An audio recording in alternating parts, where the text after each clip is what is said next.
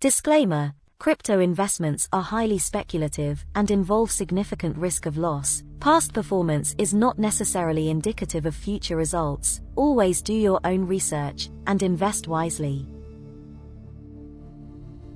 Why EOS is one of the most decentralized blockchains. For those of you that are unaware, there was a recent hack of the EOS SX Vault that resulted in an attempt to steal over $2 million of EOS from various community holders.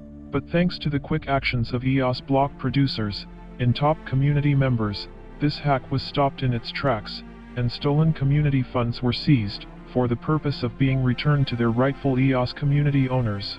Although this was a great success, and showcases the incredible flexibility EOS-IO software has in its ability to accomplish the goal that the EOS mainnet strives for, which is the intent of code is law.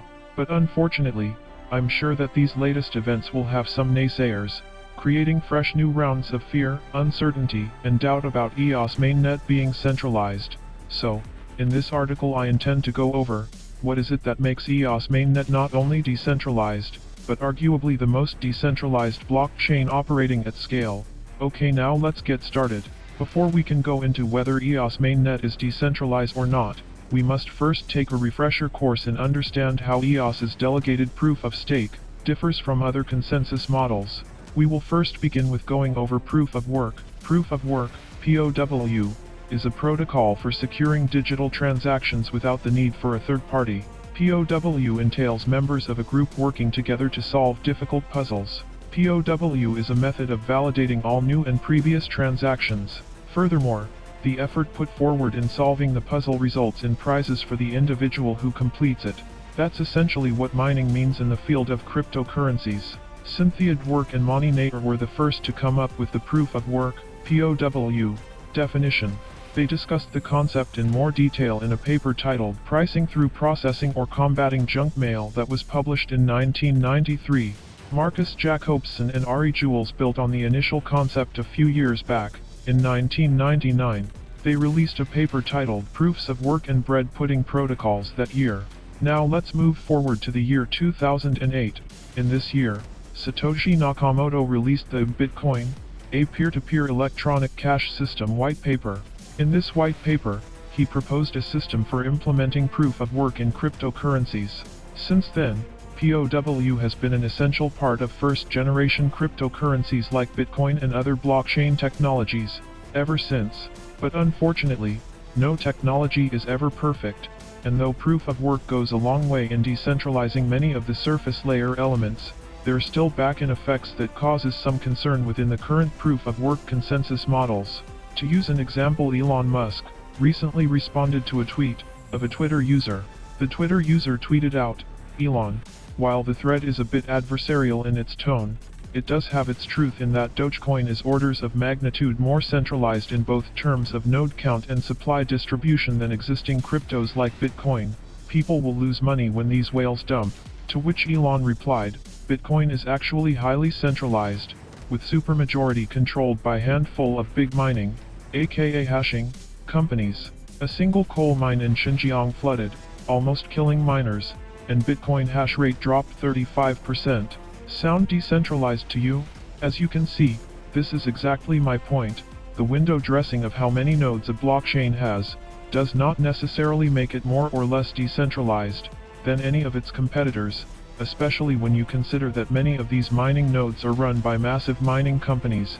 If a mining company owns 20,000 Bitcoin miners, even though it may show up as 20,000 separate nodes on the Bitcoin network, in reality those 20,000 miners belong to one entity. Okay, next up on the list is proof of stake. Proof of stake, POS, is a form of blockchain consensus algorithm in which only users who own a certain blockchain's coin are eligible to engage in validation. These people, referred to as stackers, assist the network in validating transactions. Proof of stake, POS, is a widely used computer algorithm for achieving distributed agreement in cryptocurrencies. In certain cases, it is a cheaper and more energy-efficient solution to the proof-of-work algorithm since it achieves the same distributed consensus at a lower rate. The resources and computing capacity requirements of proof-of-work are replaced by a stake in proof-of-stake. A stake is a sum of money that a player is able to put on hold for a set period of time. In exchange, they would have a proportional probability of becoming the next leader and selecting the next block, resulting in a network incentive proportional to their stake. By betting on a block, POS uses a time-stamping approach to come to a consensus. This method in and of itself raises a slew of objections. Let's say the betting number is set at 1000 XYZ coin, and the average holder has 5 XYZ coin. As a result, someone who meets the minimum betting threshold would inevitably become wealthier with each block, whilst the others will have to wait for their chance to gamble.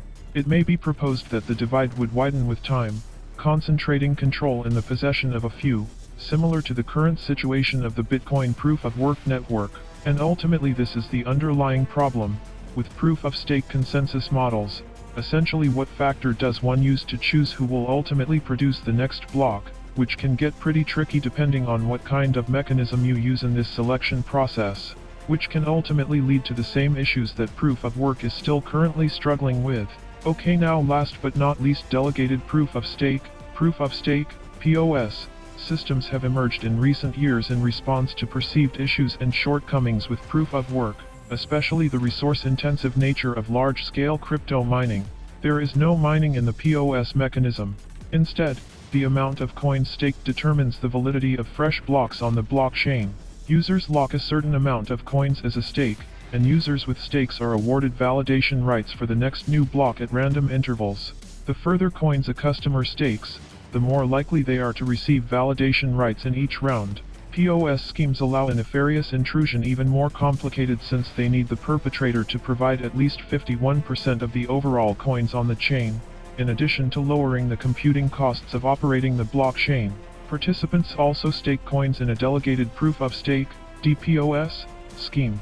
Rather than taking on the task of validation directly, members assign it to a delegate, who then works with groups to find an agreement. Delegates to a DPoS chain are chosen based on their credibility and presumed trustworthiness, and supporters of the method believe that the system incentivizes positive behaviors among delegates since the party will vote them out and substitute them at any time. DPoS blockchains are typically quicker than POW and POS blockchains, with a higher transaction rate per second. However, because DPoS is in its early stages, it is not widely regarded as safe enough by some, and thus, this is the current state of the EOS mainnet blockchain. In particular, delegated proof-of-stake solves many of the issues that proof-of-work and proof-of-stake currently have no real means of addressing. Many accuse delegated proof-of-stake blockchains of being centralized, because the nodes on its network were not as numerous as it would be if it was a proof-of-work chain, but often what is not mentioned is that voting is a form of decentralization, combined with numerous backup and standby block producers. There is a significant amount of decentralization at work in a delegated proof-of-stake blockchain that is often overlooked. But I am not trying to convince anyone. Most of the time what it ultimately boils down to is simple based tribalism. Accusers and naysayers will always attack other blockchains that they see as competitors to their own. In what ultimately is a recent triumph for the EOS mainnet blockchain, will be spun as a lack of decentralization by those who only seek to tear down. But ultimately EOS strives to do what it was designed to do. On the EOS mainnet, intent of code is law. This is a feature, not a bug. And if given half a chance, the EOS community will always choose to protect community members from the thievery of hackers. To all EOS holders, intent of code is law. Thank you very much for watching. If you enjoyed, give us a thumbs up and subscribe. Also, if you would like to read, listen to, or watch more of this kind of content, please visit us at www.cryptoapologetics.com. See you next time. Take care.